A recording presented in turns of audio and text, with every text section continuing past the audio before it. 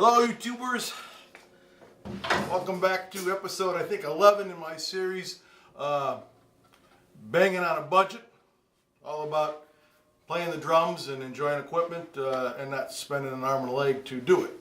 And that was just a cover I did of a song called Olivia from this album here by a YouTuber named Terry Keating. He goes under the name Bonzolium because he's a Led Zeppelin file. He knows everything about Led Zeppelin, he knows everything about their drummer John Bonham, you know, what they did at Royal Albert Hall at 1:02 p.m. on the 17th of September in 1972. And he's got a great channel. He's a very charismatic guy. He's played in cover bands, most of them, you know, cover bands for Led Zeppelin, obviously, most recently Kashmir. He just did a drum clinic at Drums Etc. in Lancaster, Pennsylvania. And so he's starting to get some renown. He's very comedic in his presentation. He's very good instructor, breaks things down so kids can understand it and adults like me can understand it. And he's a hoarder. He's down in a basement full of equipment, and he just does great, crazy stuff on his channel. Every time I see a notification that something's come up from Bonzolium, Terry Keating, I get a smile on my face because he's the psychotic, OCD, crazed drummer, nut job son that I never had but wish I had. My girlfriend's always saying, "Are you sure he's not your son?" Because he's about 20 years younger than I am. Anyway, get a chance, check out Bonzolium's channel. I'm sure you'll like it. If you're enjoying this at all, you'll like his channel even more, and you'll probably end up subscribing to it. But a shout out to Terry Keating, great guy. And along the same line, because he's a Bonzo fan. Bonzo played Ludwig, so by extension, Terry's pretty much a Ludwig fan, although he hoards everything. I mean, they could do an episode of Hoarders at his house. He's got drums all over the place. But he has a propensity towards things that are Ludwig. And I'm going to talk about this animal here that I picked up a couple months ago. And this is a Ludwig Acrolite snare. It's an aluminum snare, originally introduced in 1962 as a student snare. But the aluminum, well, they call it their secret Ludloid metal, but the aluminum gives it a nice dry sound, but yet it's a metal drum, so it cuts. And so it very quickly became, a fan favorite among professionals and studio musicians and so forth. This one here is the Black Galaxy. Originally it came out with a brushed aluminum and a Keystone badge on it, then they put a gray powder coating on it in later years to give it, in their mind, a more finished look. I don't know, I think I like the brushed aluminum better. And then I think in the 90s they came out with this. But this one here has the Acrolite incorporates the butterfly lug on it.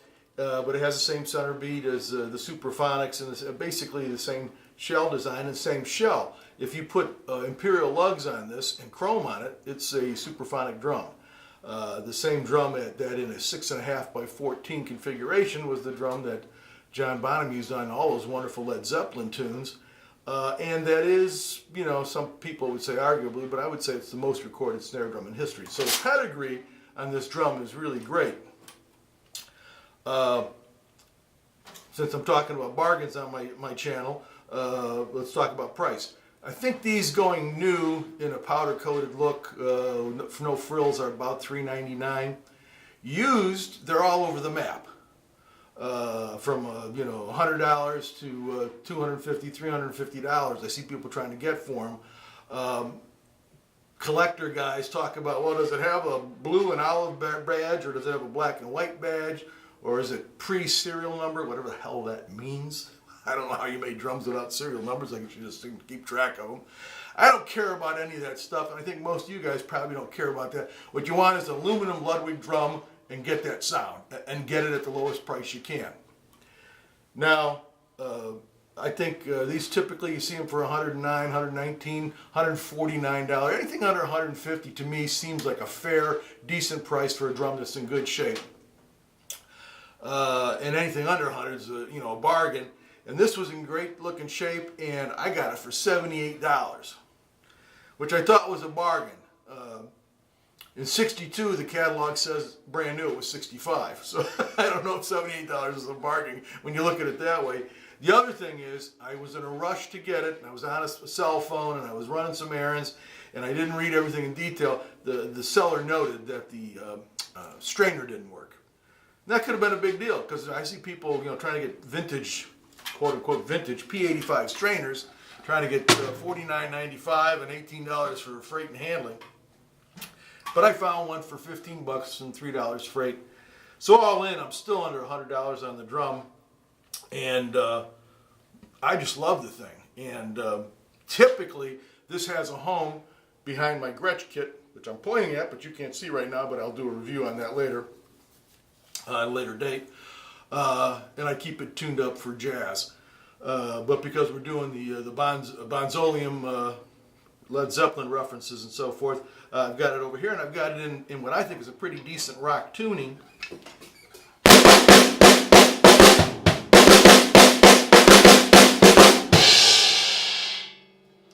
To me, that sounds pretty fat and warm. Now, I'm not a real deep down swamp kind of guy on drums, so for me, this is pretty much down and dirty.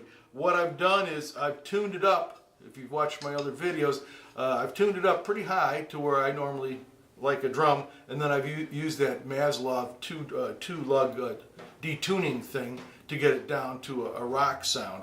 And then I've done some things that I don't do. I've got a whole bunch of internal muffler engagement, and I've got a whole moon gel on the thing. I don't usually do that, but I think for this tune that of Terry's called Olivia, I think it was the right thing. But the cool thing is, I'll take this moon gel off. We'll disengage this muffler a little bit. Then I'll come over here and I'll go to, if the first lug to the right of the 12 o'clock area is 1, then I'm going to go to the number 2 lug, which I detuned, and I'm going to take it 2 half cranks up, and then I'm going to go to past the 3, and I'm going to go back to, I'm going to go to the 4 lug and take that up 2 cranks. And that should have me back to Jazzville. Oh yeah.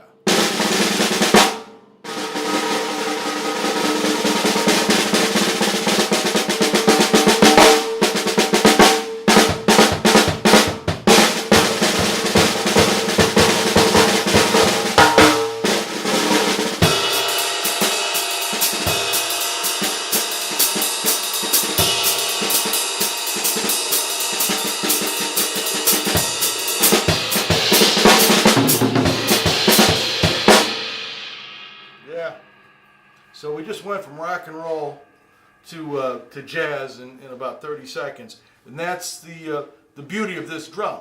It's got a lot of the metal characteristics, cut, clear, preciseness of tone, and then wood. It's got some warmth and roundness to it, and so you can take a couple drums out of your case. Don't bring them to the gig. Just have this thing and detune a couple lugs for rock and roll. Tune them up if you got to do some drum and bass or some funk or whatever, and you can get by the whole night with this drum. I think every drummer should probably have one of these, because I'm an expert. Everyone would probably like to have one of these in their arsenal, and I say that. It took me 68 years to get mine. But I'd heard so much about it, and I finally got around to it. And I'm thinking, oh my God, where was this drum all my life? Some people, I see lists of, the top 10 snare drums in the world and so forth. This is usually in there. 78, well, let's call it $98 with the throw off. You can't beat it. It's just, well, you can't beat it. It's a drum. Anyway, I think it's a fabulous drum, and I think it sounds really good with this MIJ stencil kit. And for those that maybe they're looking at this video as the first time they've seen me, I'm all about bargain stuff, and a lot of it has to do with making myself accepting of Japanese stencil kits, which are kits made by Pearl and Hoshino, who became Tama in the 60s, when there was all these kids had interest, the Beatles and the Stones and all that. So everybody was getting out and starting bands, garage bands, everybody was buying drums. and American manufacturers could barely keep up the demand keep up and meet the demand. So the Japanese jumped on and said, "Hey, we could make some money here." So Pearl started making drums under a bunch of different names. Oh God, Maxwin, Revell, CB700, Ruther, Royce. I mean, there's literally about 30 or 40 different badges that between Tama and Pearl, they put these things out. But if you look, I don't, you may not be able to see them, but the lugs here, you see those same lugs on all those drums. And you see them on the first Pearl kits that had the Pearl name on them that made it to America. But I love the sound of them.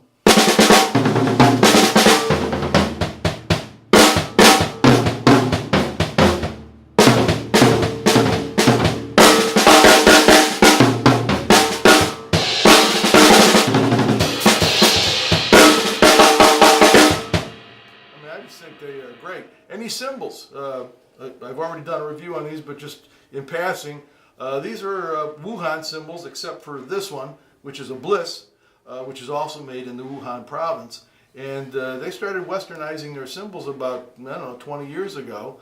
And they're less than half the price of, some K Zildjians or whatever. And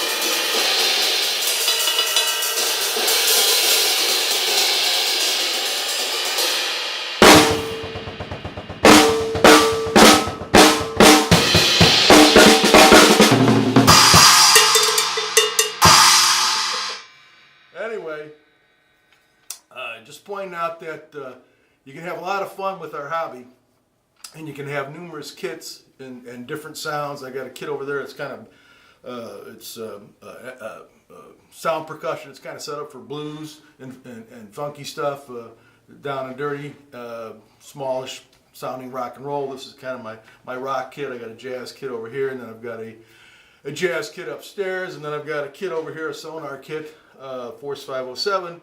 That is where I do most of my legit practicing and so forth. And you can have a lot of equipment without a whole lot of money spent, and you can really get into it and collect and restore and so forth. So that's what my channel's about. I'll end this video saying that if you enjoyed this at all and you're kind of a geeky guy and you like to talk about equipment, I'm not a rock star, I'm not some professional musician, I'm just a guy who likes to bang on drums and collect them and fart around with them. And I'd like to communicate with other drummers, so please like and subscribe and come back and be part of the community. More videos coming. Thank you. Bye-bye.